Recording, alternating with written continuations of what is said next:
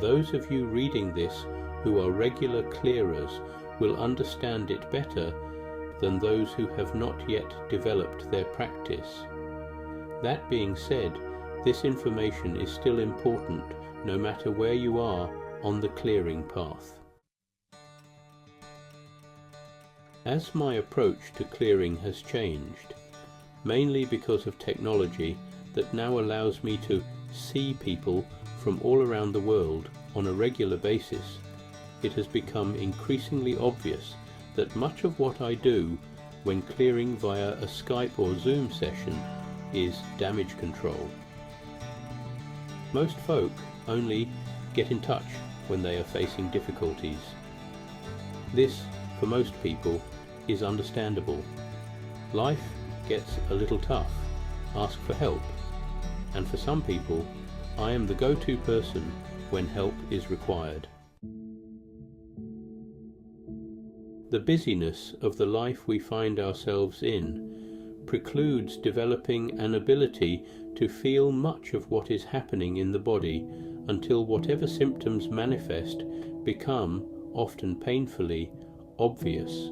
Not everyone, of course. We each got a different script when we came into the body, so each of us is unique in what and how we feel. As a general rule, though, the majority of people who I get to meet through the work have to rediscover what is going on in their body.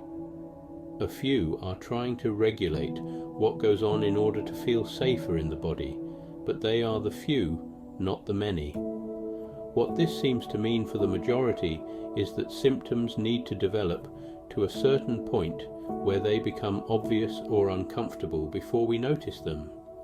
And then, of course, we need to do something to alleviate those symptoms.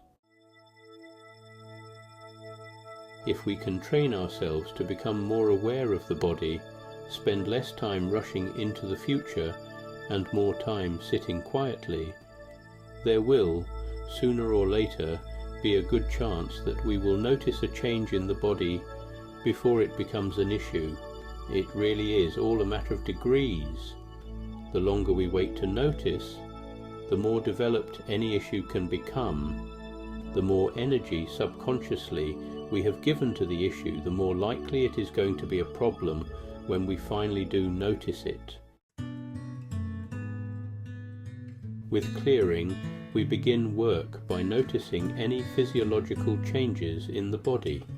We are able, to some degree or other, to recognize that the feelings do not belong to us, and so let them go. Eventually, with enough practice, the body changes the way it deals with information. This leads to a place where, when information does present in the body, our new automatic response is, "This is not mine." Follow this through to a logical conclusion, and the realization arises that nothing is mine. Along the way, though, because of old conditioning and our apparent inability to notice what is going on, or our predisposition to take seriously that which we do notice, we still wait to ask for a clearing when symptoms become obvious and uncomfortable. In a recent survey, I asked those who practice regularly and frequently, clearing self and others, if they still felt the need to ask for help or request damage control as often now that they were practicing more often. For the most part, the answer was no.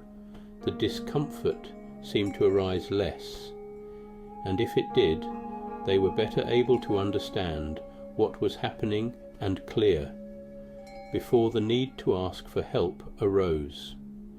From this, it is easy to see that tensions arising in the body were, through conscious awareness, brought back into perspective and were no longer ruling the body in the same old way.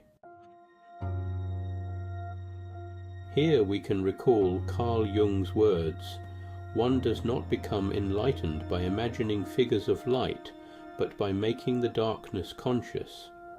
Through a regular and constant practice of clearing, that which was likely to become a significant issue in our lives falls away, and therefore is not likely to be a problem in our future.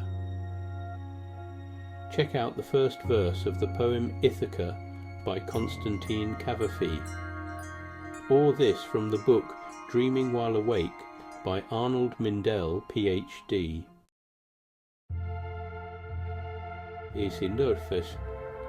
The other possibility is that we move out of time and space and let go of our identity. We become lucid about our sentient experience, and even before it manifests positive or negative figures, we become edgeless. Even before we can talk about attention, we change and let go of our hold on time and go with the flow. Such moments require a lot of awareness, personal courage, and flexibility. For many new to this type of path, this sounds too difficult, too challenging, and as Mindell writes, such moments require a lot of awareness, personal courage, and flexibility, seen through the eyes of someone still identifying with the drama of life. Then yes, I agree with him. We do require courage and flexibility.